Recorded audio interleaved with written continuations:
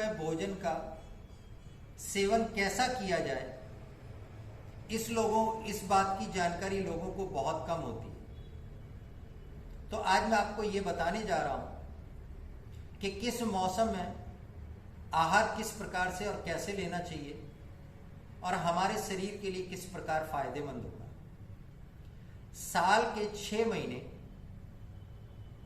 यानी कि माघ, फागुन, चैत्र, वैशाख, ज्येष्ठ और आषाढ़ 6 महीने हमारा सूर्य पूर्व से उदय होता है और पश्चिम में अस्त होता है, और इस काल को या इस समय को उत्तरायण काल कहते हैं।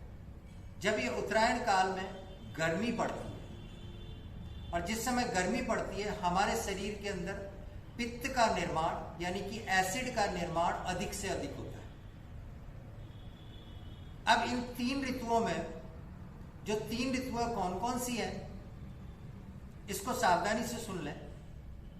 माघ और फागुन यानी कि 14 जनवरी से लेके होली का माह और उसके बाद जो नववर्ष प्रारंभ होता है, नववर्ष की प्रतिपदा आती है, यहां तक के जो 2 माह हैं ये शिशिर ऋतु के होते हैं। उसके बाद चैत्र की प्रतिपदा से चैत्र और वैशाख 2 माह हमारे धरती के ऊपर वसंत ऋतु यानी कि पेड़ पौधों पर नए फूल आ जाते हैं, वृक्षों पर नई पत्तियां आ जाती हैं, नई कोपलें आ जाती हैं, इसलिए इसे वसंत ऋतु कहते हैं। और तीसरा है ग्रीष्म ऋतु यानी कि ज्येष्ठ और आषाढ़, गर्मी की ऋतु अर्थात मई और जून का महीना। इन 6 माहों में हमारी धरती पर गर्मी पड़ती है और हमारे शरीर में पित्त का निर्माण होता है। तो ग्रीष्म ऋतु में यानी कि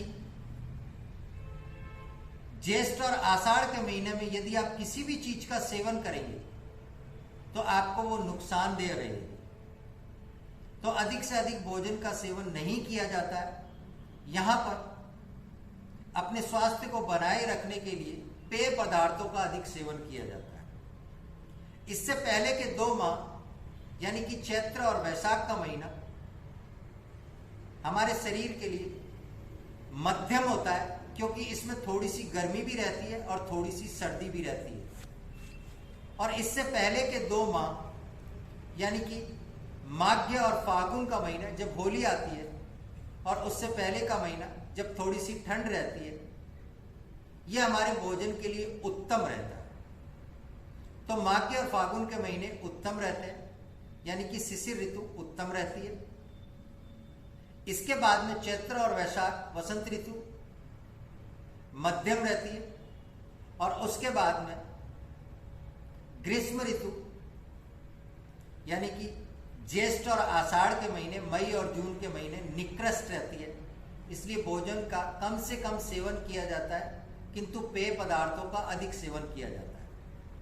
इसी प्रकार आगे के 2 महीने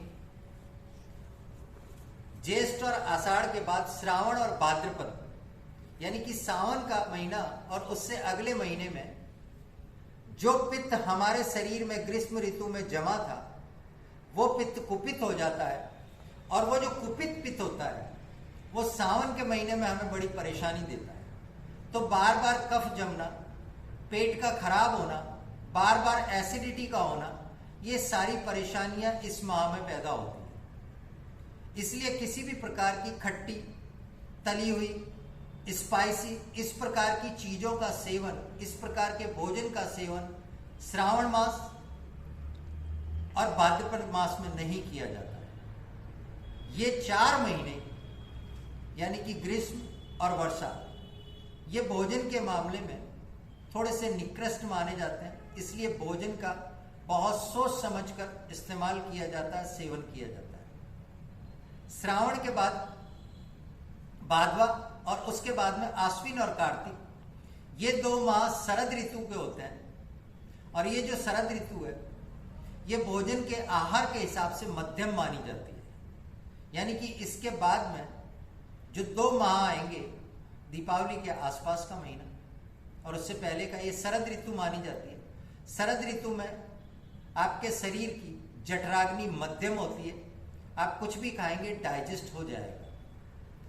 लेकिन इसके बाद के 2 महीने यानी कि नवंबर का आधा महीना, दिसंबर का पूरा महीना और जनवरी का आधा महीना 14 जनवरी तक, ये हेमंत ऋतु है।